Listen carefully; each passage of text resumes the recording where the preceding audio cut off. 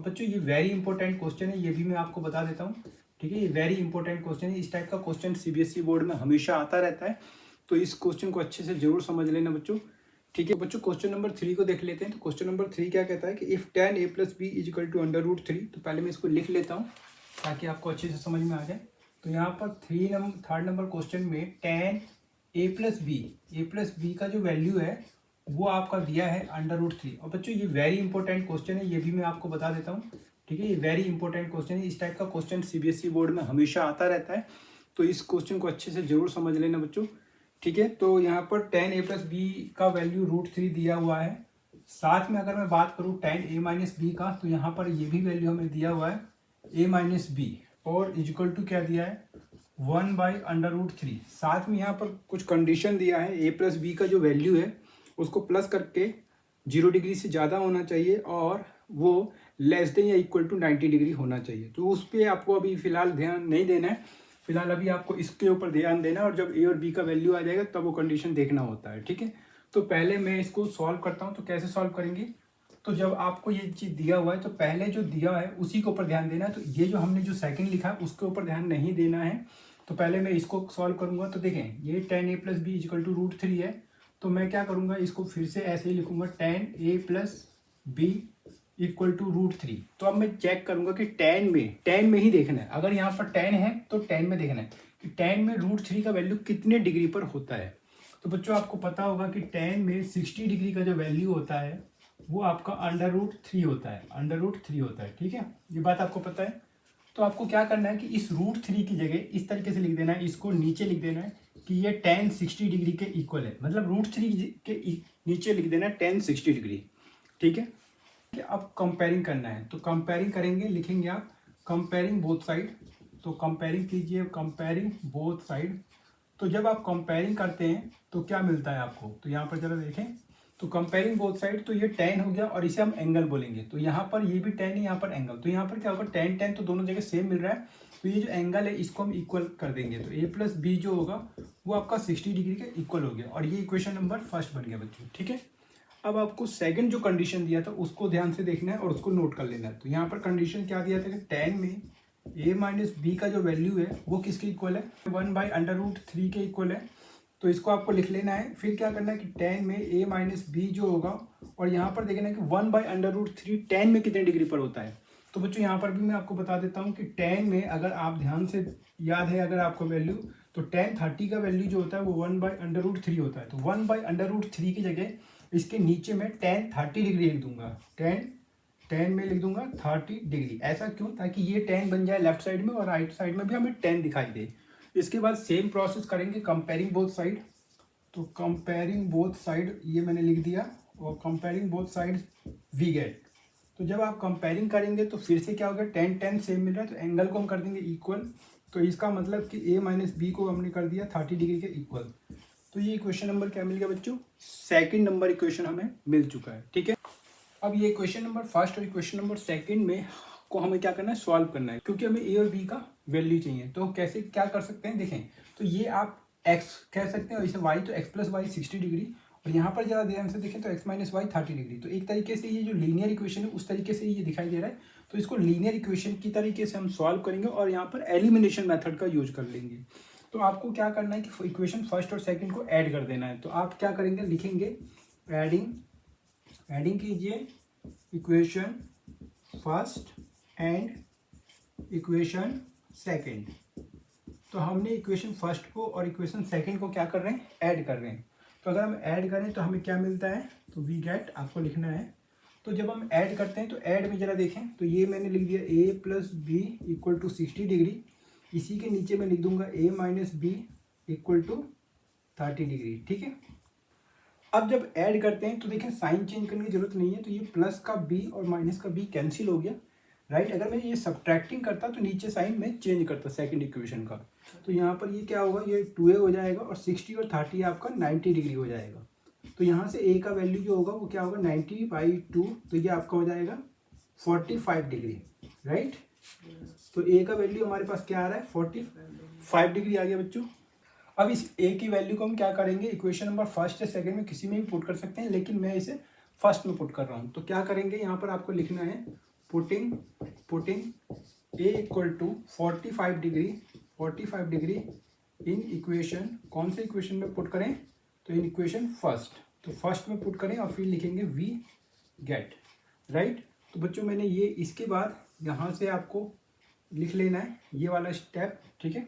और आपको क्या करना है, A plus B equal to 60 degree जो दिया है, तो यहाँ पर A plus B equal to 60 degree, तो ए की जगह मैं यहाँ पर 45 डिग्री लिख दूंगा और यहाँ पर ये b इक्वल टू 60 डिग्री। तो इस तरीके से b जो होगा b वो 60 डिग्री और ये 45 डिग्री राइट साइड में चला जाएगा, ये आपका हो जाएगा माइनस में, तो b का वैल्यू जो होगा वो आपका हो जाएगा 15 डिग्री, राइट।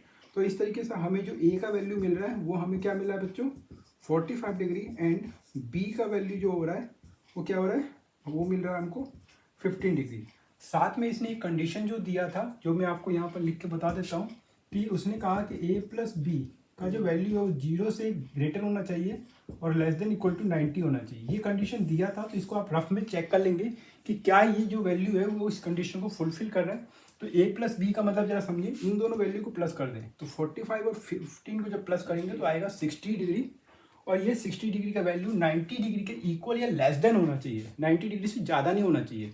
तो देख सकते हैं कि 90 डिग्री से कम है और दोनों का सम जो है वो 0 से ज़्यादा आना चाहिए, तो ये भी कंडीशन सही है। साथ में इसमें एक कंडीशन और भी दिया है कि a का जो वैल्यू है वो ग्रेटर होना चाहिए b से। तो यहाँ पर आप जरा देखें कि a का जो वैल्यू है 45 डिग्री वो b से ग्रेटर है, तो कुल मिला के दोनों कंडीशन को ये वैल्यू क्या कर रहा है, सेटिस्फाइड कर रहा है। इसका मतलब आपको एग्जाम में समझ लेना है कि आपका आंसर क्या है, 100% करेक्ट है, और आपको आराम से क्या करना है बच्चों, लिख देना है कि ये करेक्ट आंसर है, बिल्कुल यही आंसर दे के आना है, ठीक है। और इस वे में करें तो आपको फुल मार्क्स मिल जाएंगे बच्चों।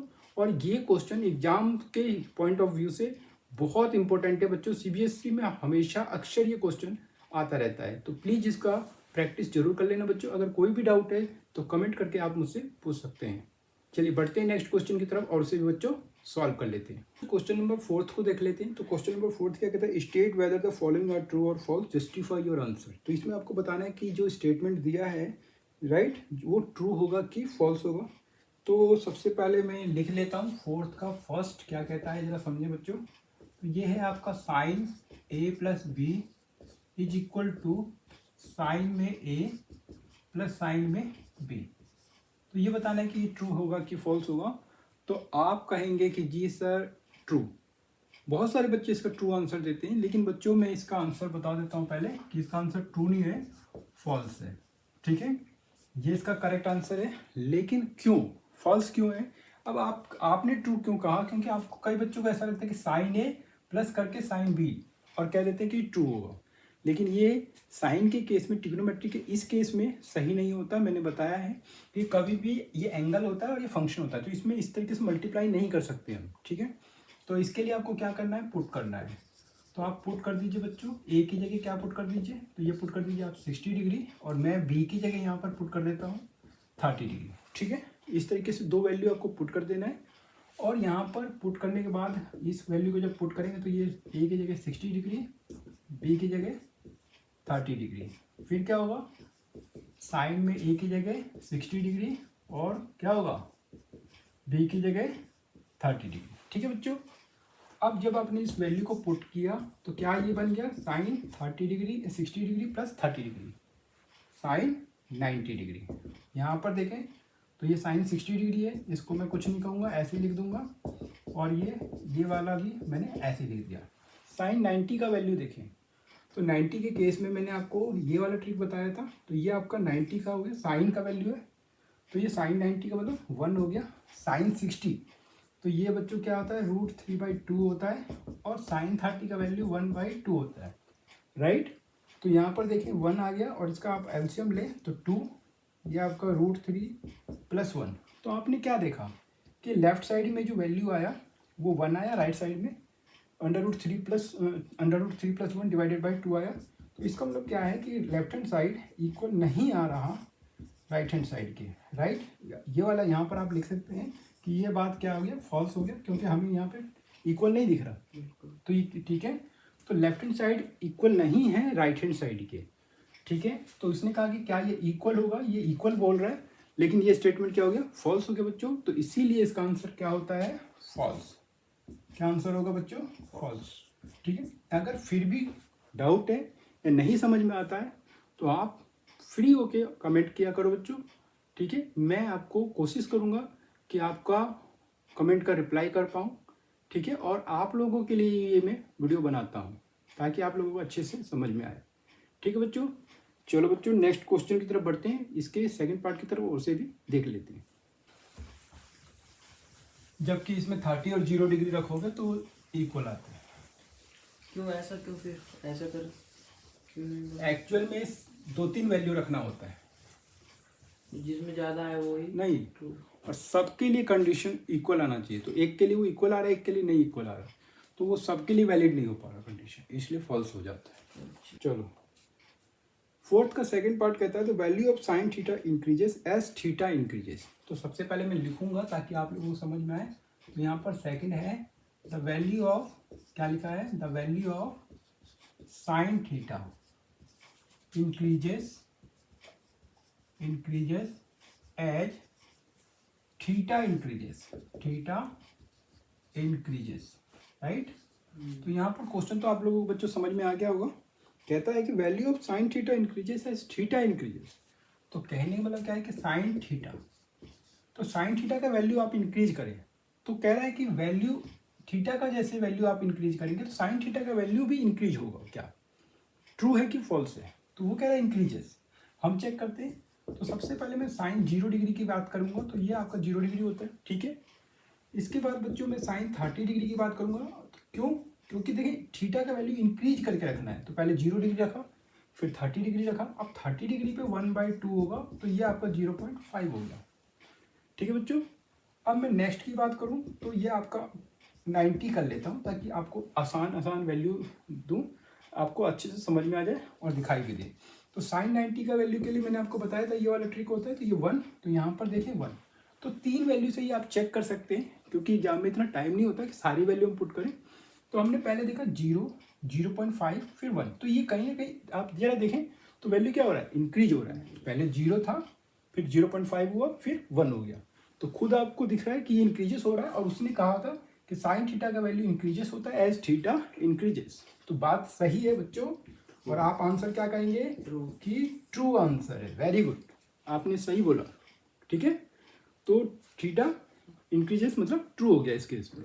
ठीक है बच्चों, चलो नेक्स्ट क्वेश्चन की तरफ बढ़ते हैं, यानी कि इसके थर्ड पार्ट की तरफ, और से भी देख लेते हैं। तो फोर्थ का थर्ड पार्ट कहता है बच्चों value of cos theta increases as theta increases. तो यहाँ पर कॉस थीटा की बात कर दिया है, तो चेक कर लेते हैं कि कॉस थीटा के केस में क्या आता है। तो फोर्थ का थर्ड, तो the value of cos theta increases as theta increases बच्चों, एज थीटा इंक्रीजेस। तो उसने कहा कि कॉस थीटा का वैल्यू इंक्रीज हो जाता है जैसे जैसे थीटा का वैल्यू आप इंक्रीज करोगे। तो चेक करते हैं। तो सबसे पहले मैं लिखूंगा कॉस थीटा, और मैं वही वैल्यू पुट करूंगा 0 वाला, ताकि इजीली मैं सॉल्व कर पाऊँ। तो कॉस 0 डिग्री, तो आपको डंबल याद होगा, तो इस हिसाब से 1 होगा। राइट बच्चों, नेक्स्ट की बात करें तो ये कॉस में क्या होगा। अगर आप लोगों ने वो डंबल वाला वैल्यू वाला वीडियो मेरा नहीं देखा है तो प्लीज़ उसको पहले आप देख लीजिए, क्योंकि उस वीडियो को देखने के बाद से आपको वैल्यू याद हो जाएंगे। ठीक है, तो प्लीज़ उसको भी देख लो बच्चों एक बार। चलिए फिलहाल में इस क्वेश्चन की बात कर लेते हैं। तो कॉस थीटा, यहाँ पर 0 का वैल्यू चेक कर लिया हमने। फिर हम क्या करें, इसमें 60 डिग्री की बात कर रहे हैं, तो क्योंकि 60 पे इसका वैल्यू डायरेक्ट 1/2 होता है, और जिसका वैल्यू में डायरेक्ट हम पता कर सकते हैं 0.5 होता है। इसके बाद आप इसमें cos 90 की बात कर लो बच्चों। तो cos 90 की बात करें तो ये वैल्यू होता है 0। अब यहाँ पर क्या दिखा, पहले 1 था, फिर उससे कम हो गया 0.5, और उससे कम हो गया 0। तो कुल मिला के यहाँ डिक्रीज कर रहा है बच्चों। cos थीटा का वैल्यू इंक्रीज नहीं करता, डिक्रीज करता है। जैसे जैसे थीटा का वैल्यू आप इंक्रीज करोगे cos थीटा का वैल्यू डिक्रीज करता है। लेकिन उसने क्या कहा था कि थीटा का वैल्यू इंक्रीज करो तो cos थीटा इंक्रीजेस होता है, तो जो कि बात फॉल्स है। ठीक है, तो यहाँ पर क्या कहेंगे बच्चों, ये इसका आंसर फॉल्स है। धन्यवाद बच्चों, आप लोगों को अच्छे से समझ में आ रहा है। ठीक है, ऐसे ही मन लगा कर मेरे साथ पढ़ते रहो बच्चों। ठीक है, और इसके फोर्थ पार्ट को भी देख लेते हैं, और जल्दी से देखते हैं ताकि आपको जल्दी से समझ में आ जाए बच्चों। इसको फोर्थ पार्ट क्या कहता है, फोर्थ पार्ट कि sine theta equal to cos theta है for all value of theta. तो सबसे पहले मैं लिखूंगा तो फोर्थ का फोर्थ क्या कहता है कि sine theta equal to cos theta, ठीक है, फॉर ऑल वैल्यूज, सारे वैल्यूज ऑफ थीटा, सारी वैल्यूज ऑफ थीटा के लिए बात सही है क्या, ठीक है। तो चेक करेंगे कि क्या ये सारी वैल्यूज के लिए, फॉर ऑल वैल्यूज, यहाँ ध्यान देने वाली बात है, सिर्फ एक वैल्यू के लिए सारी वैल्यू। तो 2-3 वैल्यू पे चेक करेंगे, सारा वैल्यू तो हम नहीं देख पाएंगे एग्जाम में, तो 2-3 तो कम से कम चेक करें। तो यहाँ पर हम देखें तो यहाँ पर क्या होगा, साइन थीटा, तो साइन में क्या करें बच्चों, यहाँ पर थीटा की जगह 0 डिग्री पुट कर लेते हैं, ठीक है। तो आपको 0 डिग्री पुट कर लेना है। तो यहाँ पर मैं क्या करूँ, थीटा एक पहले केस में 0 डिग्री है, ठीक है, तो आप लिख लीजिए। तो यहाँ पर क्या होगा, साइन 0 डिग्री और कॉस में 0 डिग्री, क्या दिखाई दे रहा है बच्चों, तो ये 0 और कॉस 0 का वैल्यू 1, तो क्या इक्वल है क्या, नहीं, जबकि उसने क्या कहा था कि सारी वैल्यू के लिए इनका वैल्यू इक्वल आएगा, जो कि बात पहले में ही फॉल्स आ गया। तो क्या हो गया, ये बात फॉल्स आ रहा है, ठीक है। इसका मतलब थीटा जब 0 डिग्री है तो ये इक्वल आए, ऐसा पॉसिबल नहीं हो सकता। चलिए एक वैल्यू और चेक करा देता हूँ मैं आपको। मान लीजिए मैं यहाँ पर थीटा की जगह क्या रख लूँ, 90 डिग्री रख लूँ, क्योंकि 0 और 90 बाउंड्री लाइन की बात कर रहे हैं। तो साइन 90, तो साइन 90 हो गया बच्चों, फिर आप कॉस 90 भी कर सकते हो। तो साइन 90 का वैल्यू क्या होगा बच्चों, क्या होगा 1, वेरी गुड। कॉस 90 का वैल्यू होगा 0, ठीक है। याद नहीं है तो आपको फिर वही कहूँगा कि लास्ट वीडियो को देखें आप मेरे, ताकि वैल्यू आपको याद हो जाए। तो यहाँ पर साइन 90 1 हो गया बच्चों, और ये कॉस 90 0। तो देख लीजिए यहाँ पर भी इक्वल नहीं आ रहा, तो ये इसका मतलब कि फॉल्स है, ठीक है, ये इक्वल नहीं आ रहा। उसने कहा था कि for all value of theta, ये सही कह रहा है कि वो कह रहा है कि सारी वैल्यू के लिए थीटा के लिए होता है, लेकिन ये बात सही नहीं है। तो एक्चुअल में इसका जो आंसर होगा वो क्या होगा बच्चों, फॉल्स होगा, वेरी गुड, ठीक है बच्चों। तो इस तरीके से मैं देख सकता हूँ कि आपको अच्छे से समझ में आ रहा है, और उम्मीद कर रहा हूँ कि कोई डाउट अंदर से आपको ना हो, ठीक है। और अगर कोई भी डाउट है तो आप कमेंट किया करें मुझे, ठीक है। और वीडियो को अगर अभी तक लाइक नहीं किया है तो बच्चों अब तो लाइक कर दो आप लोग, ठीक है, और फ्रेंड के साथ शेयर करो, ठीक है, और 100 नंबर लाने की कोशिश शुरू कर दो अभी से, ठीक है। एक भी नंबर कम मत सोचो, पूरे के पूरे नंबर लाने की कोशिश इस बार CBSE बोर्ड में करना है हमें। तो उम्मीद करता हूँ आप मेरे साथ होंगे, और वीडियो को आगे कंटिन्यू करते हैं। तो बच्चों ये फोर्थ का 5th पार्ट, यानी कि ये एक्सरसाइज का ये लास्ट क्वेश्चन है। तो क्या कहता है कि cot is not defined for a equal to 0 degree, ठीक है। तो कहता है कि फोर्थ का 5th पार्ट, कॉट ए जो है, cot A is not defined, वो डिफाइंड नहीं है, is not defined for a equal to 0 degree, a equal to 0 degree के लिए डिफाइंड नहीं है, कह रहा है। अब चेक करेंगे कि ये ट्रू है कि फॉल्स है। तो कॉट ए का वैल्यू क्या कह रहा है, ए के लिए चेक करना है कि इज नॉट डिफाइंड। अब कॉट ए, तो वैसे तो मैं आपको ये बताना चाहता हूँ कि कॉट ए ये जो दिया है, तो ए की जगह आपको 0 डिग्री पुट कर लेना है। तो ए की जगह 0 डिग्री, तो कॉट 0 डिग्री का वैल्यू क्या होता है बच्चों, तो आपको tan 0 का वैल्यू याद करो और उसको उल्टा कर दो। तो tan 0 के लिए आपको मैंने क्या कहा कि tan 0 डिग्री का वैल्यू क्या होगा बच्चों, 0, राइट। अब 0 का मतलब एक्चुअल में क्या होता है, 0 का मतलब 0/1, ठीक है, डिनोमिनेटर में 1 कंसिडर होता है। तो 0/1, तो इसको आप उल्टा कर दो, क्योंकि कॉट 0 चाहिए। तो इसका मतलब क्या, 1 चला गया ऊपर, 0 आ गया डिनोमिनेटर में, जो कि नॉट डिफाइंड, राइट। 1 को 0 से डिवाइड करना मतलब नॉट डिफाइंड, तो इसलिए ये क्या हो गया, नॉट डिफाइंड। और उसने कहा कि a इक्वल टू 0 के लिए ये नॉट डिफाइंड है, तो बात सही है ना। तो ये क्या दिखाई दे रहा है कि नॉट डिफाइंड होगा ये, और उसने भी, यानी कि क्वेश्चन में भी यही कहा गया है। तो इसलिए ये आंसर, ये जो बात हो गई वो क्या हो गई, ट्रू हो गया बच्चों, ठीक है। उम्मीद करता हूँ बच्चों एक्सरसाइज के सारे क्वेश्चन आप लोगों को अच्छे से समझ में आया होगा, ठीक है। फिर भी अगर कोई क्वेश्चन रह गया या किसी में कोई डाउट हुए तो आप कमेंट करके मुझे बता सकते हैं, और वीडियो कैसा लग रहा है इसका भी आप कमेंट जरूर किया करें बच्चों, ठीक है। और अगर वीडियो पे नए हैं, चैनल पे पहली बार आए हैं, तो प्लीज़ चैनल को सब्सक्राइब करें बच्चों, ठीक है, ताकि मुझे भी लगे कि आप लोग मेरे साथ हैं। और इसी तरीके से वीडियो को एंड तक आप लोग वॉच किया करें और सारे वीडियो को कंटिन्यू वॉचिंग करना स्टार्ट कर दें। तो उम्मीद करता हूँ बच्चों आप लोग मेरे साथ ऐसे ही स्टडी करते रहेंगे और आगे बढ़ते रहेंगे। मिलते हैं बच्चों नेक्स्ट क्लास में, तब तक के लिए धन्यवाद।